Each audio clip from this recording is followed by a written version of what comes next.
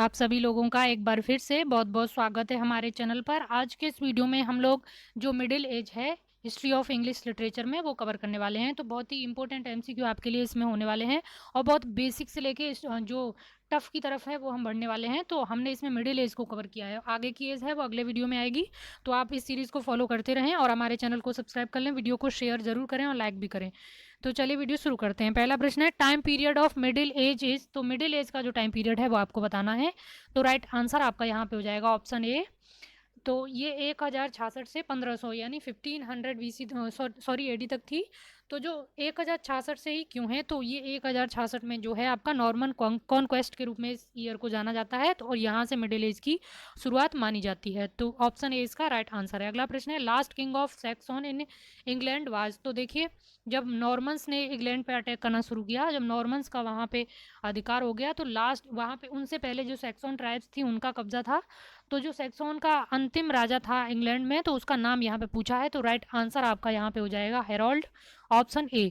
तो हेरोल्ड है, इसी के टाइम में जो वॉर ऑफ हेस्टिंग्स है वो होता है 1066 में, जिसको नॉर्मन कॉन्क्वेस्ट के रूप में जाना जाता है। और फिर इसके बाद में जो है विलियम है वो जो ड्यूक ऑफ नॉर्मेंडी था वो इंग्लैंड का शासक बन जाता है। तो सैक्सन ट्राइब का जो अंतिम राजा था इंग्लैंड में वो हेरोल्ड था। तो ऑप्शन ए इसका राइट आंसर है। अगला प्रश्न है, time period of Chaucer as.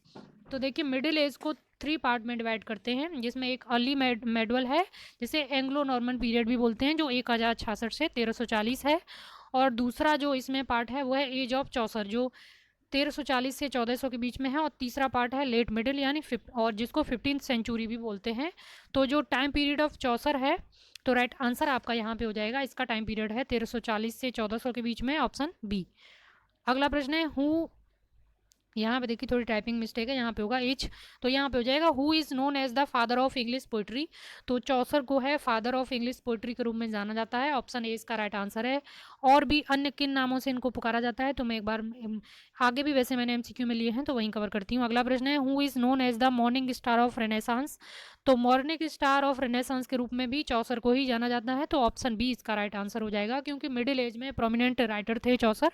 Option B इसका राइट आंसर है, ये इंपॉर्टेंट है, पूछे जाते हैं। अगला प्रश्न है, who is the known as the child of Renaissance. तो ये अगर वहाँ पे मॉर्निंग स्टार ऑफ रेनेसा है, तो मैंने सोचा ये आंसर भी, सॉरी ये क्वेश्चन भी यहीं कवर कर लेते हैं। तो चाइल्ड ऑफ रेनेसांस बोला जाता है आपका एडमंड स्पेंसर को, ऑप्शन बी इसका राइट आंसर हो जाएगा। वाइक्लिफ भी जो मिडिल एज के प्रोमिनेंट राइटर हैं, इन्होंने बाइबिल को प्रकाशित किया था। तो ऑप्शन बी इस सवाल का राइट आंसर हो जाएगा। चाइल्ड ऑफ रेनेसांस के नाम से किसको जानते हैं, तो एडमंड स्पेंसर इसका राइट आंसर है। अगला प्रश्न है, Langland is the prominent writer of. तो जो ये इस नाम के राइटर हैं, ये किस एज से रिलेटेड हैं, तो देखिए यहाँ पे राइट आंसर है आपका एज ऑफ चौसर। तो अगर एज ऑफ चौसर ऑप्शन में है तो आप एज ऑफ चौसर लगाएंगे, अगर ये नहीं है, केवल मिडिल एज है, तो आप मिडिल एज लगाएंगे, क्योंकि मिडिल एज के ही सब पार्ट में एज ऑफ चौसर आती है और उसी में ये लैंगलैंड है, ये प्रोमिनेंट राइटर थे। तो ऑप्शन ए इसका राइट आंसर हो जाएगा। अगला प्रश्न देखते हैं,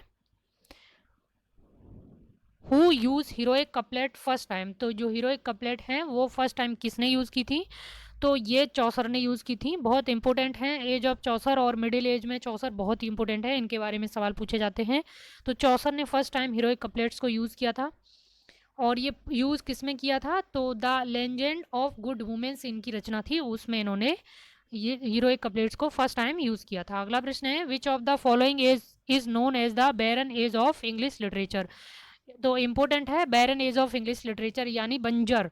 बंजर यानी जिसमें कोई लिटरेरी प्रोग्रेस है वो बहुत खास नहीं हुई, कुछ खास इसमें एक्स्ट्रा नहीं हुआ, इसलिए इसको बैरन एज ऑफ इंग्लिश लिटरेचर के नाम से जाना जाता है।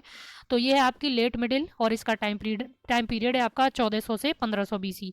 अब अगर आप इसको भूल रहे हैं तो आप इसको अपनी जो प्री मेडवल और मेडवल हिस्ट्री है उससे कनेक्ट कर लीजिए, आप नहीं भूलेंगे। अगला प्रश्न है, who is known as the grandfather of English novels.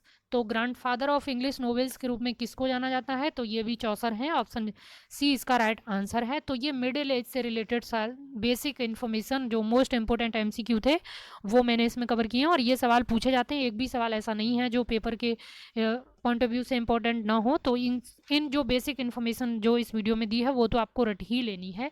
वैसे रटना नहीं है, बस एक बार आपको समझना है। जो इंग्लिश लिटरेचर के लिए आप कोई बुक पढ़ रहे हैं तो इन एमसीक्यू को लगाने के बाद उस बुक को पढ़ना, फिर आपको वो ज़्यादा अच्छे से समझ में आएगी, और कुछ एक्स्ट्रा मिले तो आप उसको नोट कर लेना। तो अगले वीडियो में हम द एज ऑफ रेनेसा है वो उसको कवर करने वाले हैं, तो उसमें भी बहुत इंपॉर्टेंट है वहाँ से, क्योंकि एक समाज में एक नया बदलाव आता है, नई विचारधारा आती है, तो वहाँ से सवाल बहुत बनते हैं। तो वो एज भी हम इसमें कवर करेंगे। 2 दिन बाद उसकी भी वीडियो आपके लिए आएगी, तो आप वो भी वीडियो देखना ना भूलें। और हमने 1 जून से टेस्ट सीरीज है फुल टेस्ट की, वो स्टार्ट करने जा रहे हैं, जिसमें आपके 125 प्रश्न होंगे, और वो फ्री में पीडीएफ आपके लिए रहेगी, और उसके आंसर आपको वीडियो के माध्यम से मिल जाएंगे हमारे यूट्यूब चैनल पे।